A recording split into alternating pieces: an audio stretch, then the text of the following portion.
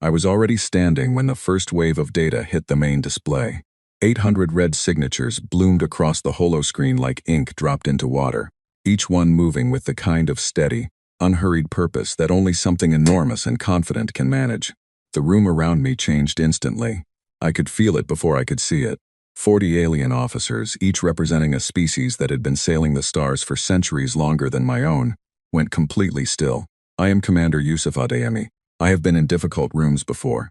Rooms where the air felt like it was being slowly pressed out by the weight of what everyone knew but no one would say.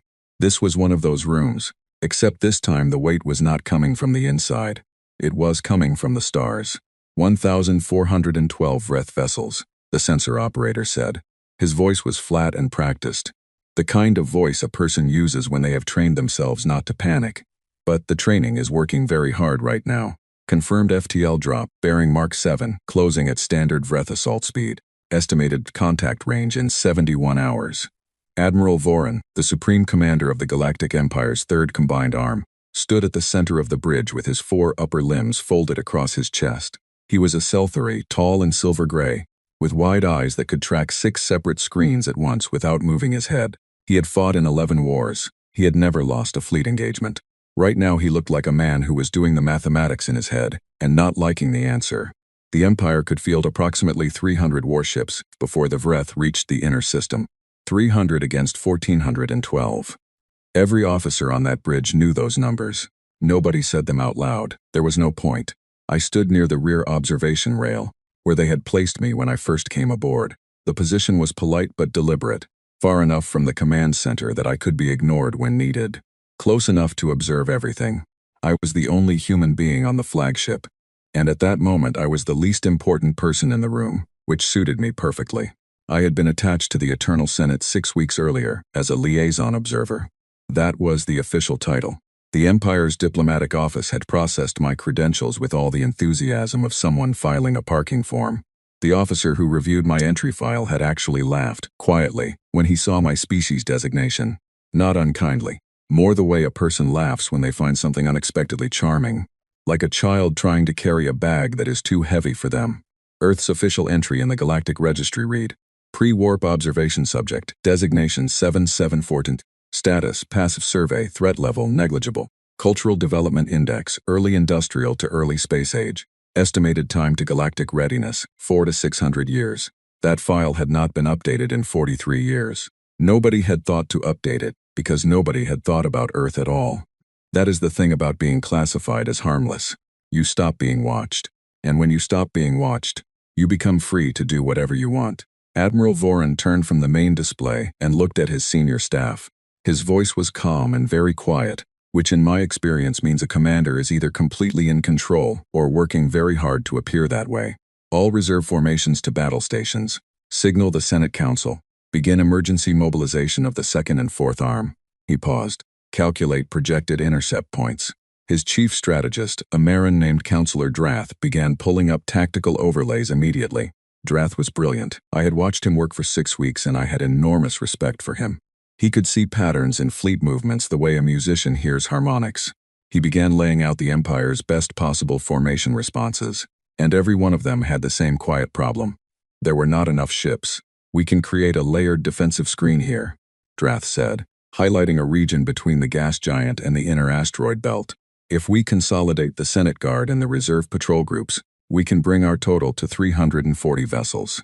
With fortified position advantages and the gravity well of the giant as a tactical anchor, our models suggest a 41% probability of holding the line long enough for reinforcements from the outer systems. 41%. In other rooms, that might sound like reasonable odds.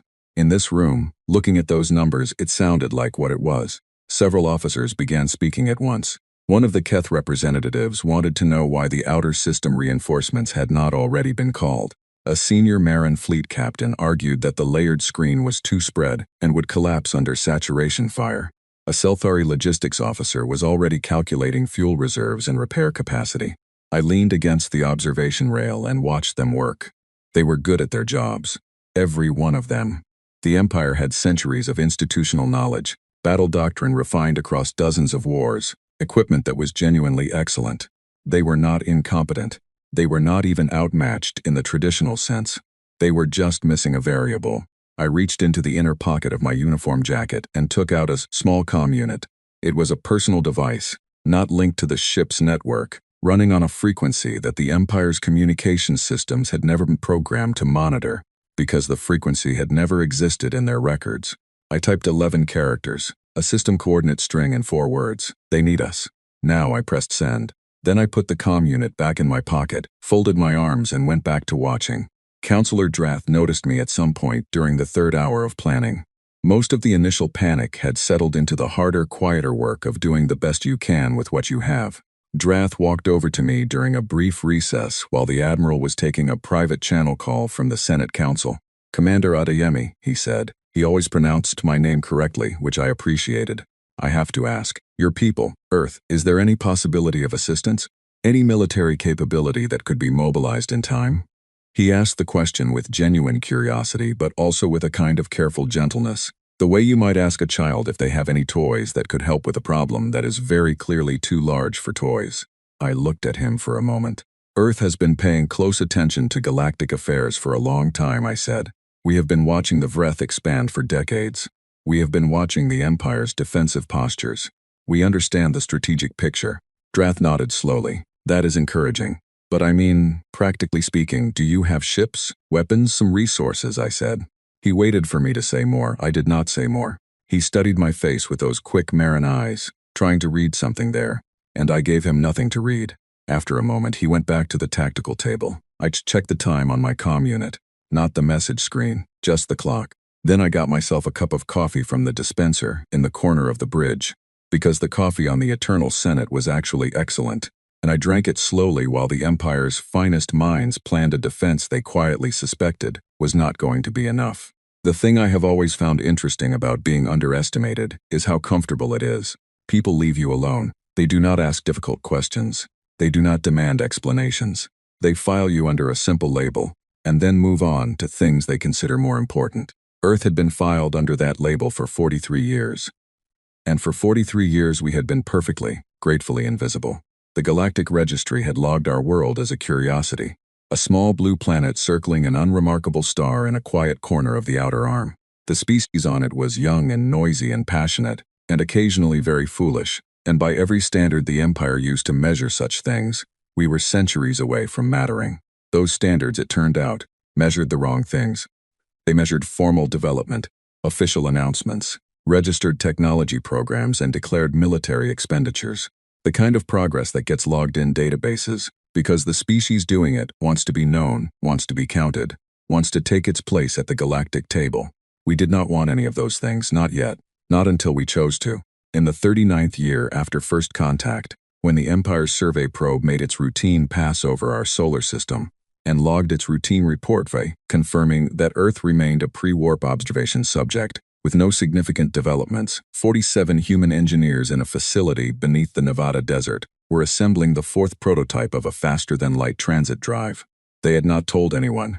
There was no press release. There was no diplomatic signal to the Empire. There was just the work, done quietly, done carefully, in the dark. We had always been good at working in the dark. Back on the bridge, Admiral Voren called the room to attention. The private channel call from the Senate Council had apparently not gone well. His expression, already composed, had become something harder and more still. "The Council has authorized full emergency mobilization. All available forces are to converge on the defense line. Every registered ally has been contacted." He paused. "Response times from Allied fleets range from 9 days to 4 weeks. The Vreth will reach us in 71 hours. The math was not complicated. Nobody did it out loud. I finished my coffee. Outside the great forward viewport of the Eternal Senate, the stars were steady and cold and beautiful. Somewhere out there, beyond the range of every sensor on this ship, beyond every frequency the Empire monitored, a message had arrived at its destination. And somewhere out there, something very large and very quiet had begun to move. I set my coffee cup down on the ledge of the observation rail. I was not worried. I want to be clear about that. I was not calm because I was pretending, or because I had trained myself not to feel fear. I was calm because I knew something that everyone else in this room did not know. We were not alone out here. We never had been. We had just been waiting for the right moment to say so. I pulled out my comm unit one more time, not to send anything, just to check the clock. 68 hours remaining before the Vreth reached firing range. I looked at the number, then put the unit away. Plenty of time. In the 43rd year after first contact, a Vreth scout vessel made a navigational error near the edge of our system and drifted close enough to Jupiter's outer moons that our early warning network caught it. It was unmanned, automated, part of a long-range survey pattern the Vreth used to map resource-rich systems. It hit a debris field from one of our older mining operations and came down in pieces across a stretch of open space near Callisto. We recovered it in 11 days. Nobody outside a specific group of 230 people ever knew it had been there. Those 230 people spent the next 9 years taking it apart. I was not among them. I was 15 years old when that scout came down. Growing up in Lagos, studying mathematics and building terrible model rockets in the backyard of my family's house, I had no idea any of it was happening. Most people on Earth had no idea. That was entirely deliberate. The program had a name that was never spoken in any official document.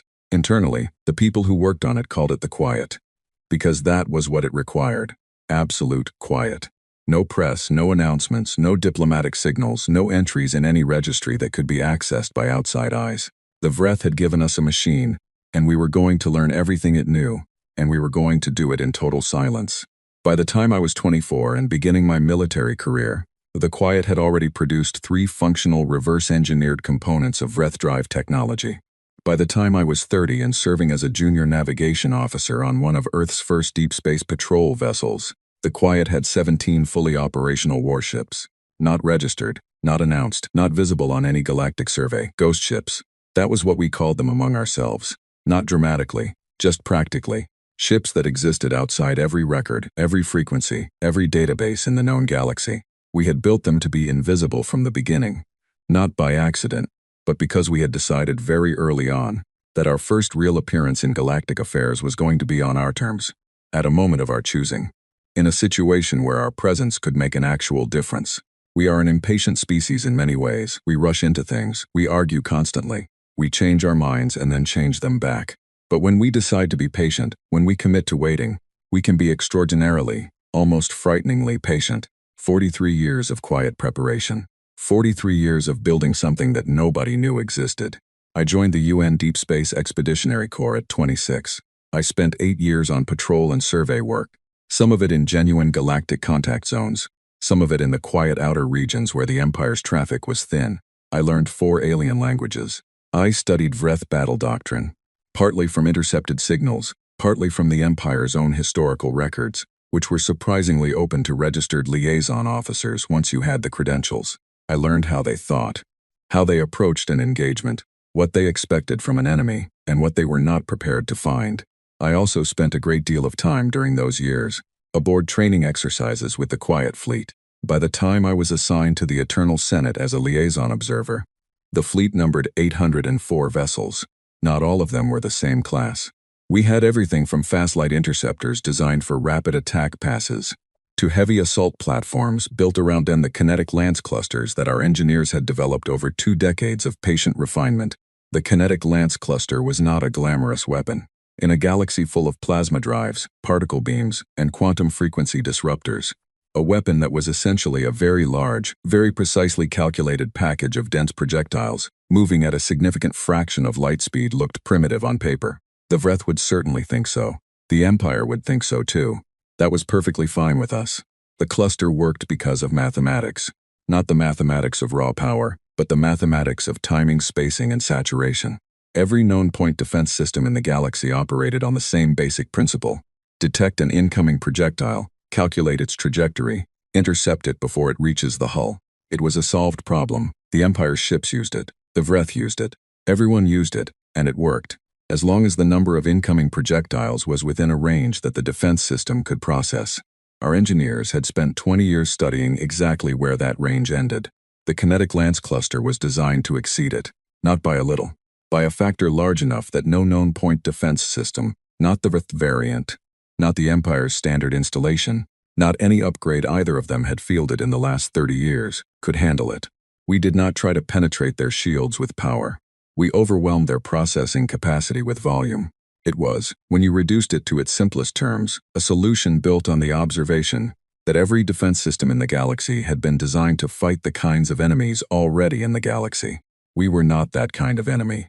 On the bridge of the Eternal Senate, Admiral Voron had begun working through the final positioning of his 340 ships. I watched the tactical overlay update in real time, the Empire's forces spreading into a layered screen formation that was genuinely well conceived. If the numbers had been anything close to even, it might have worked beautifully. Voron was good. Drath was better. The plan they had built together was the best possible plan available to them with the resources they had. It was also going to fail. I did not say this. There was nothing to be gained by saying it, and it would have required an explanation I was not yet ready to give. Instead, I watched and listened and occasionally answered questions from junior officers who wanted to know if Earth had any advanced medical technology they could offer in the aftermath, which was the level at which most of them were thinking about my species. The Vreth fleet was now 60 hours out. At around the 40-hour mark, something changed in the way the room felt. Not a new alarm, not a new piece of data. Just a shift in the air, the way a room feels when people have been working at maximum concentration for a long time and the edge of exhaustion starts to show. Officers who had been sharp and crisp began moving a little more slowly.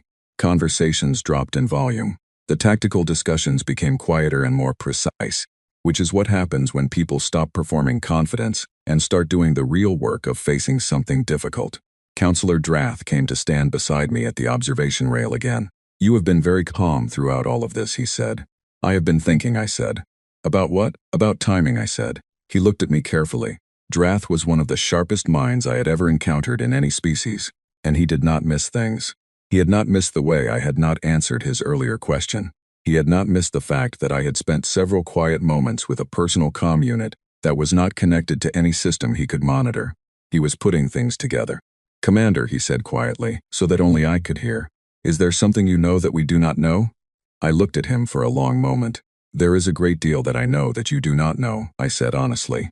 "Most of it, I think, is going to become apparent relatively soon." He stared at me. "How soon?" I checked my comm unit, not the message screen, the clock. "About 27 hours, I said. He opened his mouth to ask something else, and at that exact moment the long-range sensor array triggered a secondary alert. Not the Vreth. The Vreth were still on the same bearing, still closing at the same speed. This was something different. A new set of contacts, coming from the direction of the outer system. The sensor operator's voice, when it came, had a quality I had not heard in it before. Not quite panic. Something more like the voice of a person who is looking at something that does not fit any category they have been trained to process. "Admiral, I have contacts on the long-range array, bearing 37 Mark 9. Coming from the outer system." A pause. "They are not transmitting identification codes. They are not on any registered frequency. They are not in our traffic database." Another pause longer. "They are not in the Galactic Registry." The room went very quiet. Admiral Voron turned slowly from the tactical display. "How many contacts?" The sensor operator checked his board 3 times before answering. 812, sir." Nobody spoke for 4 full seconds. Then everyone spoke at once. I stood at the observation rail with my arms folded and watched the controlled panic spread across the bridge of the most powerful warship in the Galactic Empire. Officers pulled up identification algorithms and ran them twice, 3 times, finding nothing. The Empire's central database was queried. The Galactic Registry was cross-referenced. Every known species file was checked and checked again. Nothing. Not one match, not a partial match. Not even a classification for the drive signatures, which did not correspond to any known propulsion type in the records. I heard someone across the bridge whisper something about the unnamed, a mythological precursor species that appeared occasionally in fringe academic discussions and late-night conversations among junior officers. Nobody actually believed they existed. But when your sensor board shows 800 ships with no identifiable origin, your mind reaches for something. I said nothing. I watched. I was aware that Counselor Drath had turned to look at me, and I was aware that his expression had moved a considerable distance from the careful, polite neutrality he had maintained for 6 weeks. He was not angry. He was something closer to stunned, with the beginning of something else underneath it that might, in time, become a kind of quiet respect. The Vreth Battle Marshal's hail came through on all frequencies, a deep, grinding, translated voice, carrying the particular tone of something very large that is not used to being surprised and does not enjoy the experience. "Unknown vessels, you are entering an active combat zone. Identify yourselves immediately. Identify your species, your fleet designation, and your authorization to operate in this sector. Failure to respond will be treated as hostile action." The bridge of the Eternal Senate went completely still. 812 unknown ships, No identification, no records. No response to the Vreth demand. Then, after exactly 5 seconds of silence, the response came. It came in a language that no one else on that bridge had ever heard. Plain, direct, with the flat calm of a person who has arrived where they intended to arrive and sees no reason to raise their voice about it. Then the translation system caught up, and the words appeared on the main display. This is Admiral Grace Whitmore, United Nations Deep Space Expeditionary Corps, Reserve Arm. We are here on behalf of our friends. We suggest you reconsider your current course. I uncrossed my arms. I straightened my uniform jacket. I looked at Counselor Drath, who was staring at me with those quick, clever Marin eyes. And I think in that moment he understood everything, or at least enough of everything to understand the shape of what was about to happen. The records, I said quietly, are going to need updating.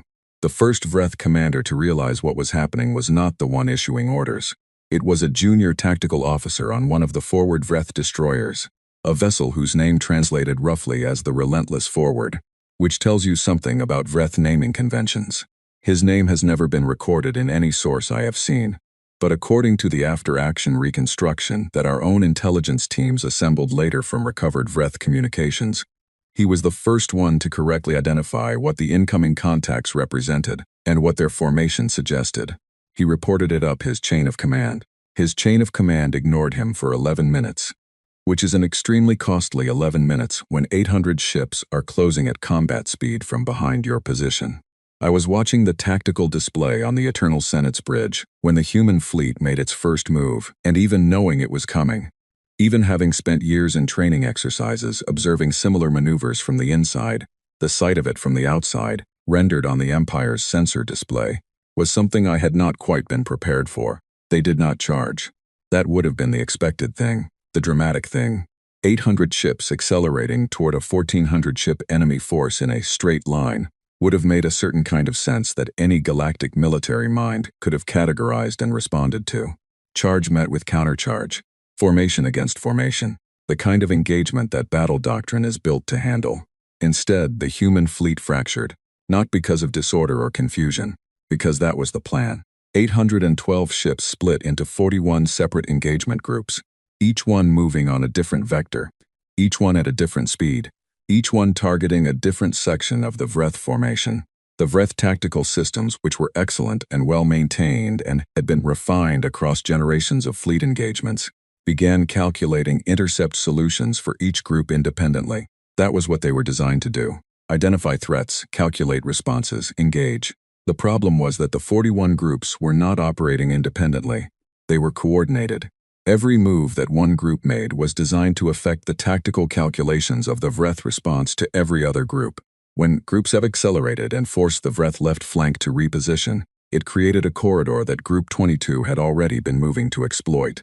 When Group 14 swung wide on a long arc that looked like a retreat, it was actually pre-positioning for a firing solution that would not exist for another 6 minutes, at which point it would exist for exactly 40 seconds, and Group 14 would use all 40 of them.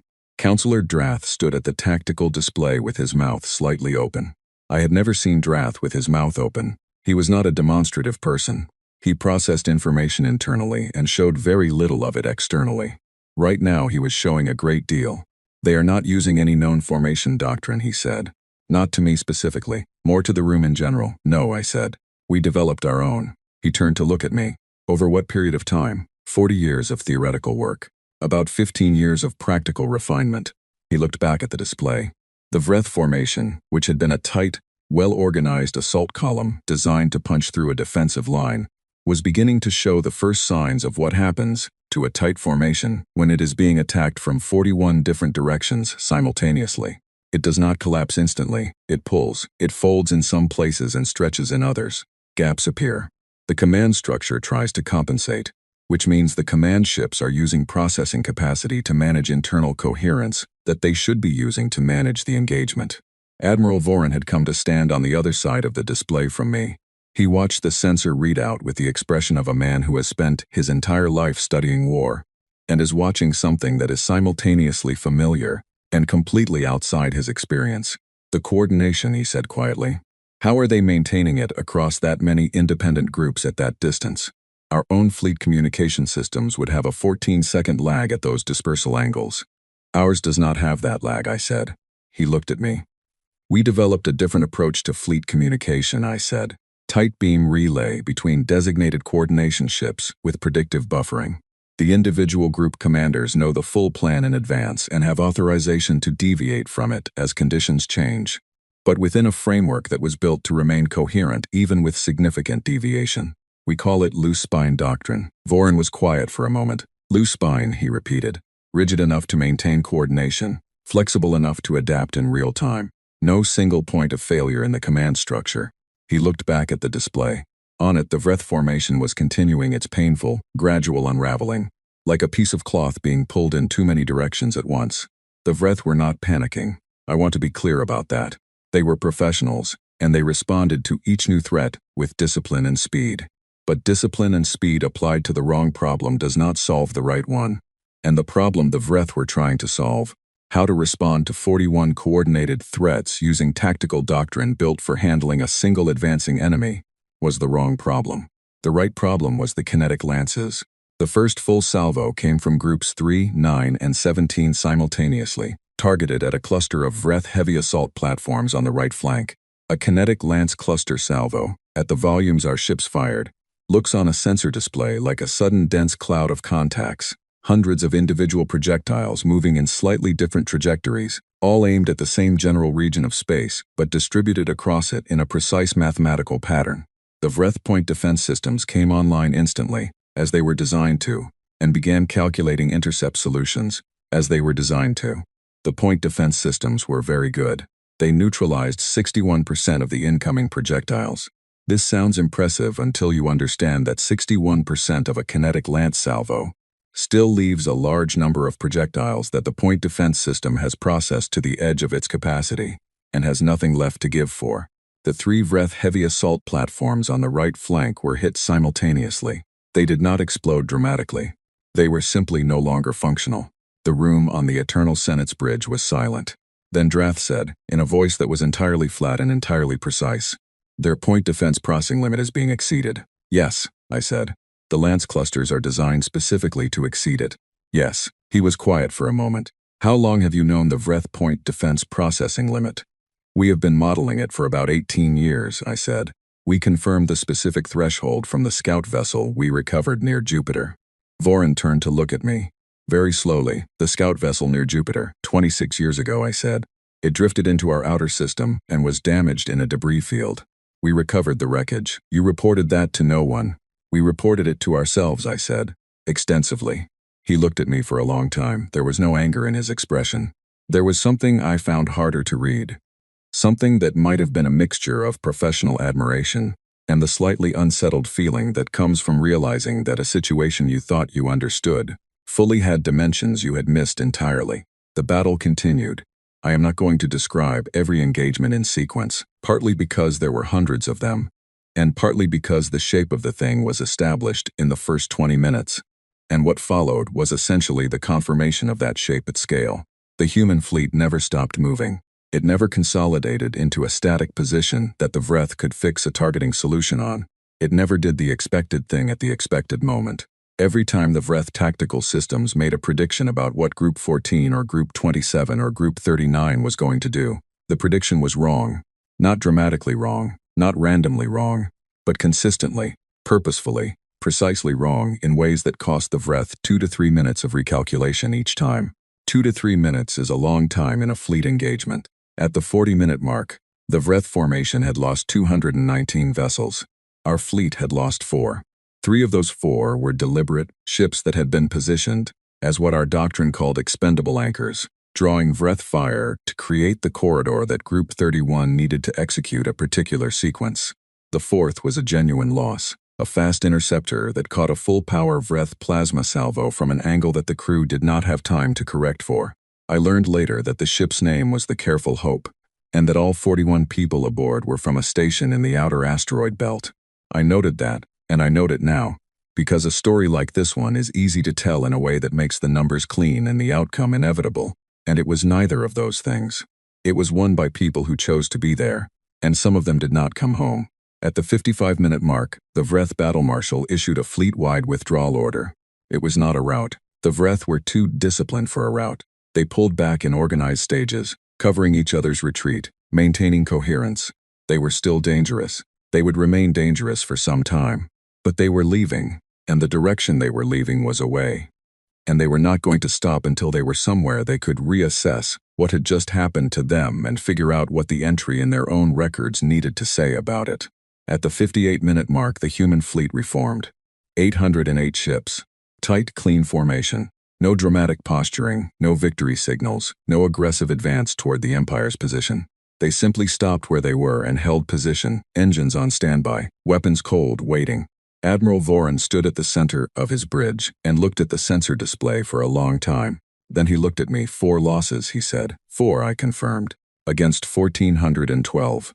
They withdrew with approximately 840 still operational, I said.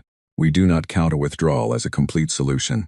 But for the immediate situation, yes, he was quiet. Then, in 58 minutes. 58 minutes and 20 seconds, I said. Because our people had been keeping precise time. Voran looked back at the display. The human fleet sat there, steady and patient, every ship in exact position, not moving, not signaling, not demanding anything. Just present. They are waiting, Voran said. Yes. For what? I looked at the display. Out there, on 808 ships, were people who had spent years preparing for this moment, without ever knowing if it would come, without any guarantee that the galaxy would ever need them, or want them, or recognize what they had built. They had done it anyway. They had stayed quiet, stayed patient, stayed invisible, and when the moment arrived, they had come without being asked twice. They are waiting to be acknowledged, I said. They are not asking for it. They would wait indefinitely, but it would mean something to them. Voran was quiet for a long moment. Then he reached forward and opened a channel. The Senate's emergency chamber was the largest room I had ever been in. The ceiling rose 40 meters above the circular floor, ringed by tier after tier of observation galleries, each one filled with delegates and officials and aides, who had been pulled from whatever they were doing when the emergency signal went out. The chamber was designed to hold 8,000 people. It was holding close to 12,000, counting the galleries, and the noise before the session was called to order was a physical presence in the air, a layered sound built from dozens of languages and twice as many emotional states. I stood on the floor of the chamber in the central delegate ring, which was where the actual speaking happened. I was not supposed to be here. Earth did not have a delegate seat. Earth was not a member of the galactic community in any formal sense. Earth was, officially, still pre-warp observation subject 7714, except that designation had been quietly removed from the active registry, sometime in the last 6 hours when someone in the classification office had looked at the battle sensor data and decided that whatever Earth was, it was not that anymore.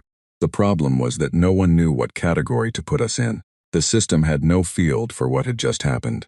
Every existing membership tier, associate world, protectorate, allied sovereign, full member state, was defined in terms of development timelines and registration histories and formal contact protocols that Earth had never participated in.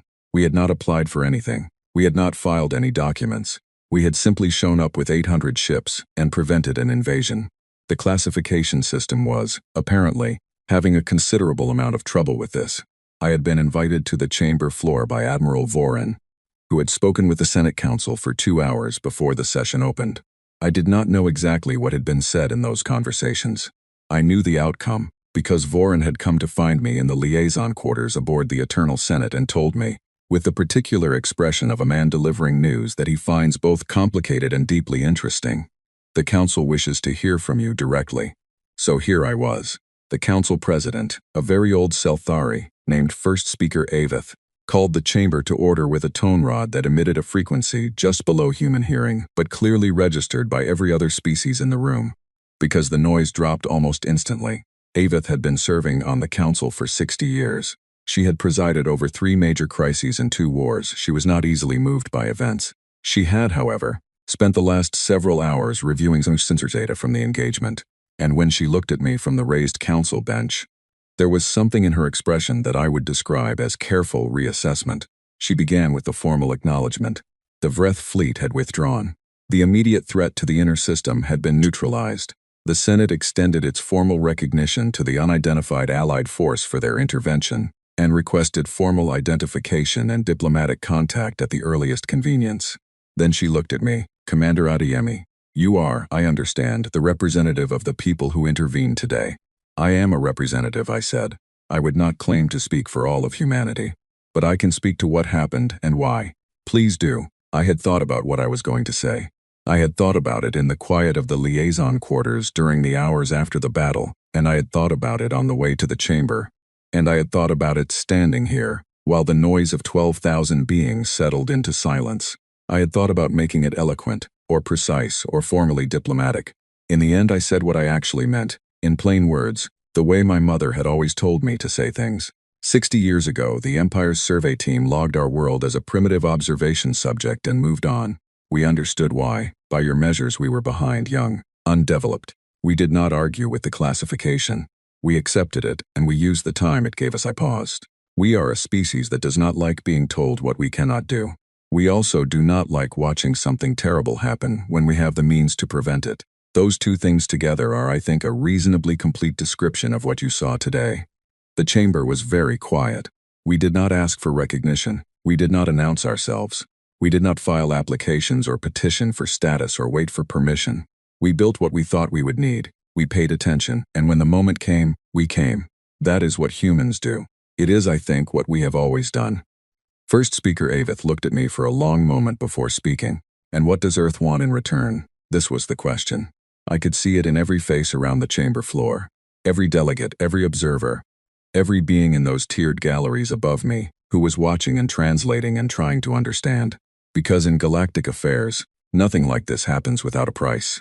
Intervention means negotiation. Assistance means debt. Power means leverage. These were the rules of the galactic community as it had always operated. And every person in this room was waiting to hear what leverage humanity was about to apply.